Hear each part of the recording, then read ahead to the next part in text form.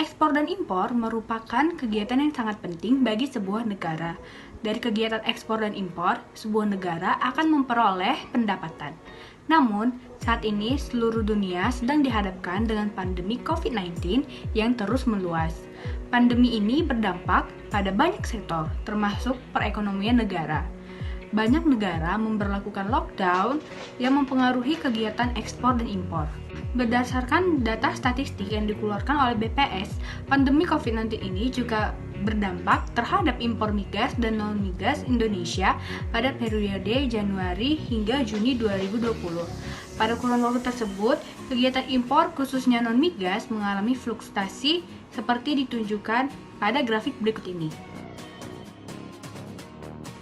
Pada grafik terlihat ada penurunan dan peningkatan untuk impor non-migas di tahun 2020. Jika dibandingkan dengan tahun 2019, nilai impor tahun 2019 cenderung lebih stabil dibandingkan dengan tahun 2020. Impor migas tertinggi ada pada November 2019 dengan nilai US dollar 2.134,4 juta dan terendah pada Mei 2020 sebesar US dollar 657,5 juta. Untuk non-migas, nilai tertinggi ada pada Juli 2019 dengan nilai US dollar 13.770,4. Badan Pusat Statistik Indonesia atau BPS mencatat pada bulan Februari 2020 terjadi penurunan nilai ekspor hingga 18,69% dibanding dengan bulan Januari 2020. Sedangkan nilai impor bulan Februari 2020 turun hingga 5,11% dibanding bulan Januari 2020. Beberapa ekonom mengatakan selain karena produksi dari Tiongkok, faktor penurunan nilai ekspor terjadi karena industri pemasok sengaja mengurangi stok karena rendahnya ekspektasi pemerintah dan juga antisipasi karena melemahnya nilai tukar rupiah.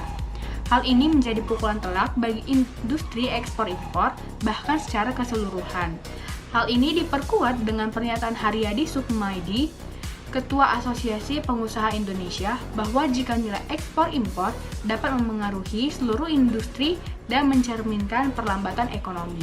Hal ini juga berimbas pada UMKM dan industri manufaktur seperti pasokan bahan-bahan mentah, alat, spare part menjadi mahal karena proses yang lebih lama. 4 juta dan nilai terendah pada Mei 2020 dengan nilai US dollar 7.781,1 juta. Masukannya yaitu ada baiknya pemerintah lebih mengembangkan stimulus non-fiskal untuk menstimulasi pergerakan ekspor dan impor yang baru saja diterbitkan di saat pandemi ini. Yang berisikan ada 4. Yang pertama, penyederhanaan dan pengurangan pada jumlah larangan dan pembatasan atau LARTES pada aktivitas ekspor. Yang kedua, penyederhanaan dan pengurangan untuk jumlah larangan dan pembatasan bagi aktivitas impor terutama bahan baku. Hal ini bertujuan agar pasokan bahan baku tetap lancar dan tersedia. Yang ketiga, pemerintah memberikan percepatan proses bagi reputable traders, yaitu para pelaku ekspor impor yang memiliki tingkat kepatuhan yang tinggi. Dan yang keempat, peningkatan dan percepatan layanan untuk proses ekspor dan impor dengan pengawasan melalui National Logistic Ecosystem atau NLE.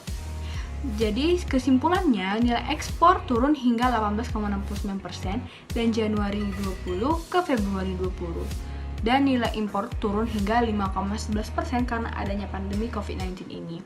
Yang kedua, pemerintah mengeluarkan stimulus non-fiskal untuk menaikkan nilai ekspor impor Indonesia yang sebaiknya lebih dikembangkan.